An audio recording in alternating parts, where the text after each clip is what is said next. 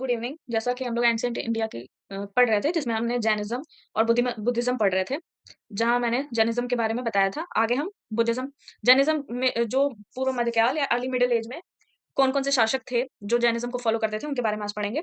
जैसे 4 वंश थे, गंग, राष्ट्रकूट, चालुक्य तथा चंदेल। ये मुख्य रूप से जैन धर्म को फ़ॉलो करते थे, जिसमें गंग में राजमल चतुर्थ, जिसका मंत्री और सेनापति थे चामुंड राय। उन्होंने 974 ईस्वी में श्रवणबेलगोला में बाहुबली जिन की मूर्ति स्थापित की थी, जिसे गोमतीश्वर की भी मूर्ति कहते हैं। ये आज भी बहुत फ़ेमस है। आज इसका ये 70 फीट की है।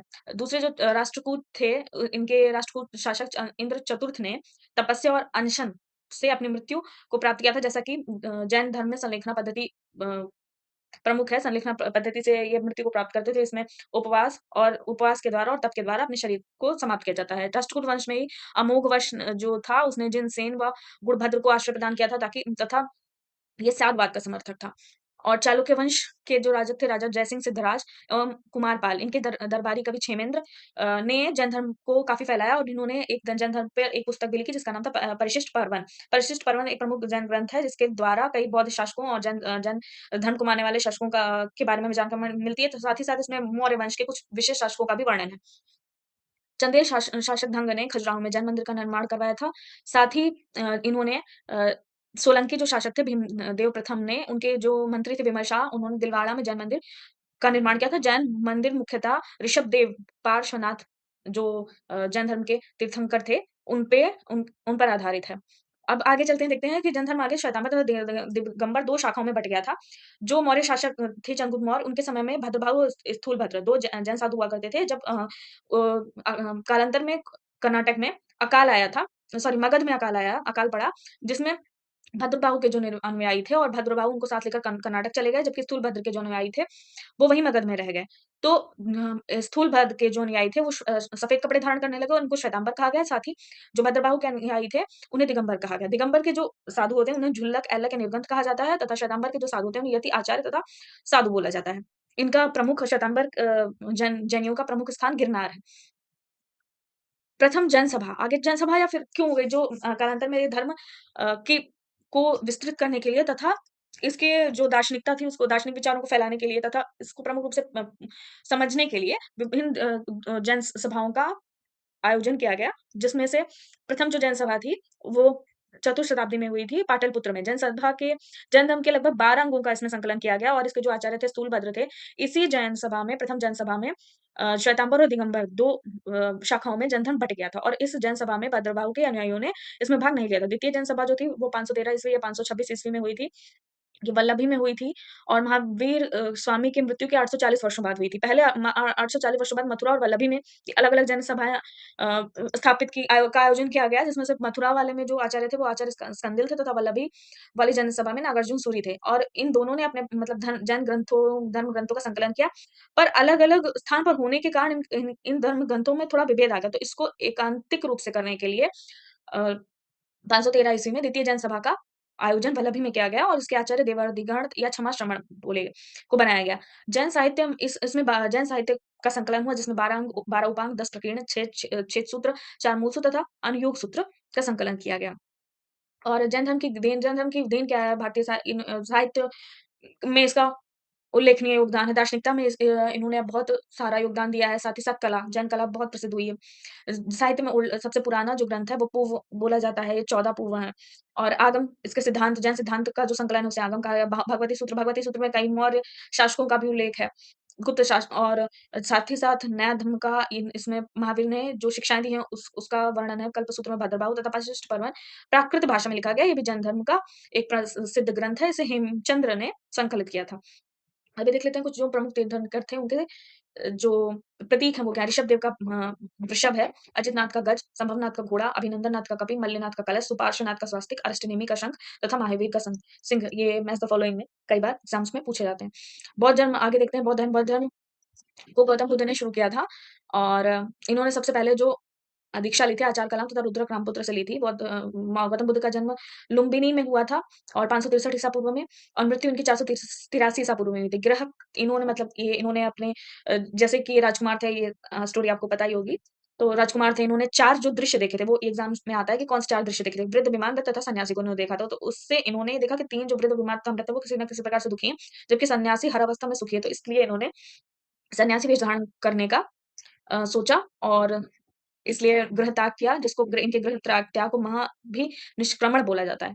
और गृह त्याग करने के बाद ये उर्ववेला बोधगया में गए, जहाँ पर निरंजना नदी के तट पर पीपल वृक्ष के नीचे इनको ज्ञान की प्राप्ति हुई और फिर यहाँ से ज्ञान प्राप्ति के बाद ये जो तपस्सु तथा मल्लिक जो सेवक थे, बंजारा ये लोग थे, इन्होंने अपने इनको तपस्सु तथा मल्लिक जो कि बंजारे थे, उन्होंने उनको सेवक बनाया और सारनाथ गए यहाँ से। सारनाथ में ऋषि पतनम में मृगदाव जिसको भी बोलते हैं, इन्होंने 5 ब्राह्मणों को अपना पहला उपदेश दिया और इस जो इन्होंने सारनाथ में पहला उपदेश दिया, इसको क्या बोला जाता है? धर्मचक्र प्रवर्तन। और उर्वेला राजगृह में ही बिंबिसार जो थे, बिंबिसार जहाँ का शासक था, उन्होंने बिड़वन विहार इनको दान में दिया था। साथ ही साथ राजगृह में एक श्रावस्ती का व्यापारी था सुदात, या इसको अनाथ पिंडक भी बोला जाता है। इन्होंने श्रावस्ती में एक जेतवन विहार इनको दान में दिया था। और व्यापारी की जो पुत्री थी विशाखा, उसने पूर्वाराम विहार या पूर्वाराम विहार इनको दान में दिया था। प्रसेनजित जो शासक था कोसल का, वो भी इनका शिष्य बना कुछ समय बाद। ज्ञान प्राप्ति के 8वें वर्ष में ये लिच्छवी गए वहाँ के शासक के आमंत्रण पर और लिच्छवी वैशाली गए लिच्छवियों के राजवंश में। लिच्छवियों ने उन्हें कुटाग्रशाला दान में दिया और वैशाली में ही इनके जो शिष्य आनंद थे, इन्होंने आनंद के कहने पर महिलाओं को संघ में प्रवेश की अनुमति दी थी। ये भी क्वेश्चन आया कि कहाँ किस जगह पर बुद्ध ने महिलाओं को धर्म में प्रवेश की अनुमति दी थी, संघ में प्रवेश की अनुमति दी थी। इसके बाद बिंबिसार की पत्नी क्षेमा जो कि कौशाम्बी शासक तथा कौशाम्बी शासक उदयी ने घोषिताराम विहार इनको दान में दे दिया। बिंबिसार की पत्नी क्षेमा इनकी शिष्या बनी और इसके बाद 20वें वर्ष ये मतलब जब अपने ज्ञान प्राप्ति के 20वें वर्ष श्रावस्ती गए जहाँ पर अंगुलीमाल इनका शिष्य बना और इनके सबसे ज़्यादा जो शिष्य बने वो कोसल राज्य में बने और कोसल राज्य में ही इन्होंने अपने धर्म का सबसे ज़्यादा विस्तार किया। इसके बाद फिर पावा नगरी में ये गए अपने अंतिम वर्षों में, जहाँ पर चुंद नामक एक जो व्यक्ति था, उसने इनको सूकर मातृत्व दिया, जिसके कारण ये अतिसार से पीड़ित हो गए। इसके बाद फिर ये कुशीनगर गए और कुशीनगर में ही इनकी मृत्यु हो गई और इनकी मृत्यु के लिए एक टर्म आता है जिसको हम बोलते हैं महापरिनिर्वाण। तो इनकी मृत्यु के लिए महापरिनिर्वाण और महाभिनिष्क्रमण किसको बोलते हैं? जब ये घर से निकले थे, गृह त्याग किया था इन्होंने और धर्मचक्र परिवर्तन जब बोला जाता है, जब इन्होंने पहला अपना उपदेश दिया था। तो इस तरह से इनकी मृत्यु हो गई और इनकी मृत्यु के बाद जो विभिन्न शासक थे, जो इनके शिष्य थे, इनके जो अवशेष थे, शारीरिक अवशेष थे, उन पर अपना-अपना अधिकार जताया।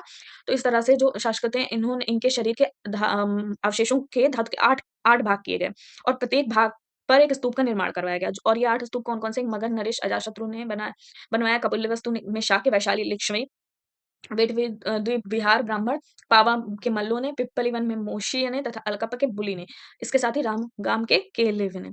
अब इसके बाद देखते हैं कि कुछ इंपॉर्टेंट फैक्ट्स हैं जो एग्ज़ाम में आते हैं। जैसे बिंबिसार जो था, उन्होंने अपने जो वैद्य थे जीवक उनको अवंती राज्य में भेजा था। अवंती के राजा प्रद्योत जो कि पीलिया से पीड़ित था उसके इलाज के लिए। अब बौद्ध धर्म के सिद्धांत अगर देखते हैं तो मूल आधार 4 आर्य सत्य हैं, दुःख, दुःख समुदाय, दुःख निरोध तथा दुःख निरोध गामिनी प्रतिपदा। अब इनको दूर कैसे किया जा सकता है? अष्टांगिक मार्ग के द्वारा बुद्ध ने।